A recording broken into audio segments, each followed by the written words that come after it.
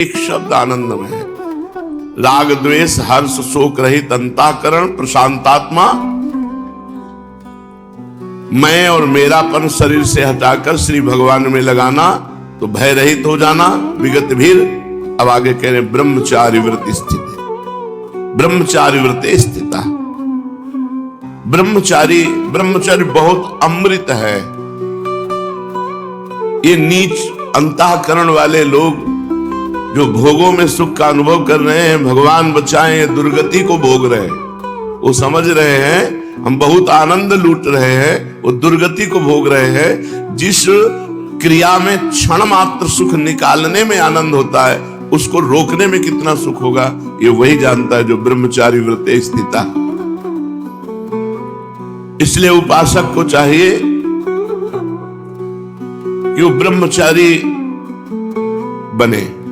गृहस्थ है तो केवल संतान उत्पत्ति के लिए भगवान का स्मरण करते हुए स्त्री सहवास अपनी पत्नी से करे, कभी दूसरी माता बहनों की तरफ काम दृष्टि से ना देखे तो वो भी ब्रह्मचारी ही माना जाएगा।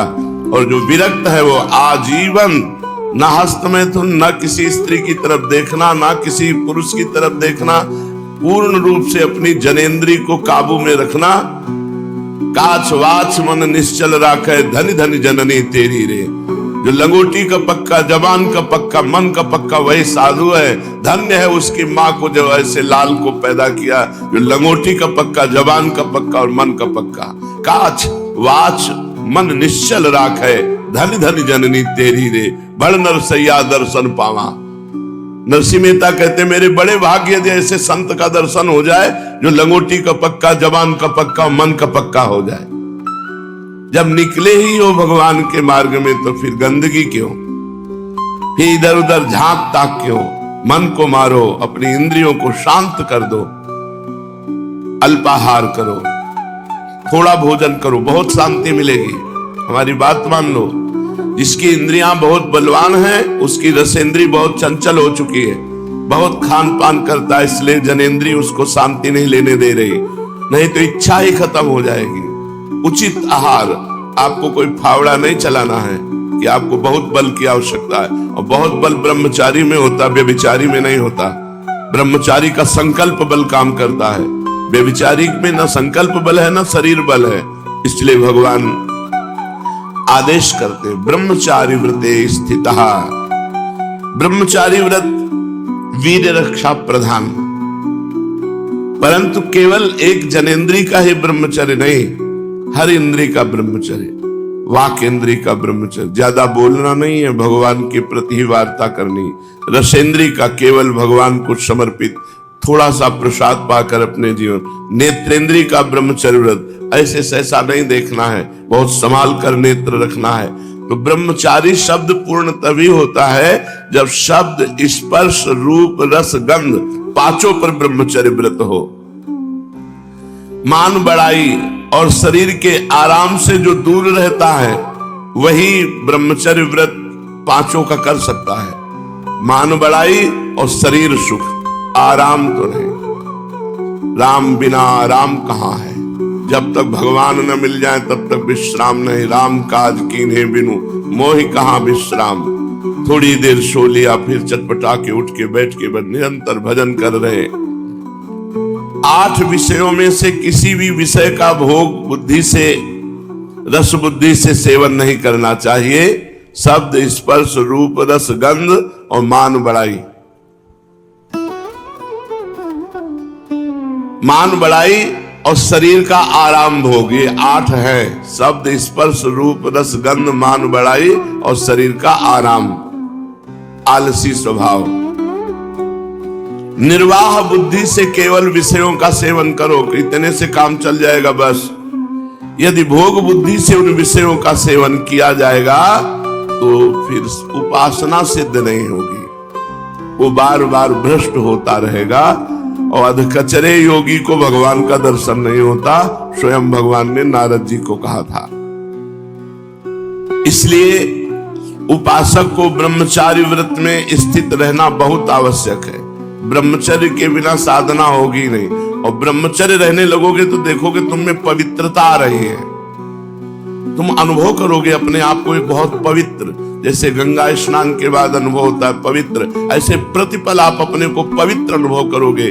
और जरा भी मन की इधर उधर गति हुई तो आपके हृदय में भारी जलन होने लगेगी। ब्रह्मचर्य को बचाओ। वीर रक्षा सर्व साधनाओं को पुष्ट करने वाली है, इसलिए कभी भी इधर उधर की हरकत मत करो। किसी भी तरह के कोई गंदी चेष्टा मत देखो, गंदी चेष्टा मत सुनो, गंदी चेष्टा मत करो। जो ब्रह्मचारी व्रत में स्थित रहता है वो किसी भी अवस्था, किसी भी परिस्थिति, किसी भी कारण से किंचित मात्र भी वो विचलित नहीं होता। यह है ब्रह्मचर्य व्रत का फल। कैसी भी परिस्थिति हो, कैसी भी घटना हो जाए, किसी भी कारण से किंचित मात्र वो विचलित नहीं होता, क्योंकि ब्रह्मचारी है। चाहे वो भजन में बैठा हो या व्यवहार में बैठा हो, उसकी संपूर्ण इंद्रियां शासन में रहती है। व्यवहार में भी है तो शासन में, और भजन में तो शासन में बैठा ले ही है अपनी इंद्रियों को। इसलिए ब्रह्मचारी व्रत स्थिता। फिर भगवान कहते हैं मना संयम में मत चित्तो, मन को संयमन करके चित्त को मेरे में लगा दो। मन को संयत करके चित्त को मेरे में लगा दो। मना संयम में मत चित्तो युक्ता आशीत मत परहा। चित्त को सदैव संसार के चिंतन करने का स्वभाव बन गया है। संसार की पुरानी बातें या भविष्य की बातें या वर्तमान की संसार की बातें, वो बैठे बैठे उन्हीं की कल्पना करता रहता है, वही चिंतन करता रहता है।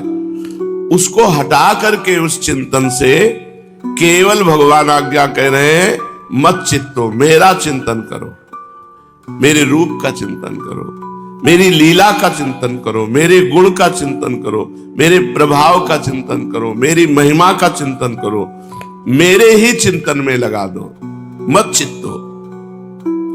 तात्पर्य है कि सांसारिक वस्तु, व्यक्ति, परिस्थिति, घटना आदि को लेकर मन में संकल्प विकल्प चलते रहते हैं, सबके चिंतन होता रहता है। उस चिंतन को रोको, नाम का चिंतन करो, रूप का चिंतन करो, लीला का चिंतन करो, गुण का चिंतन करो। ये करना पड़ेगा आपको, हटाना पड़ेगा आपको, संसारिक चिंतन रोकना पड़ेगा आपको। इसलिए मना संयम में, मन को संयम में लाओ और चित्त को भगवान के चिंतन में लगाओ।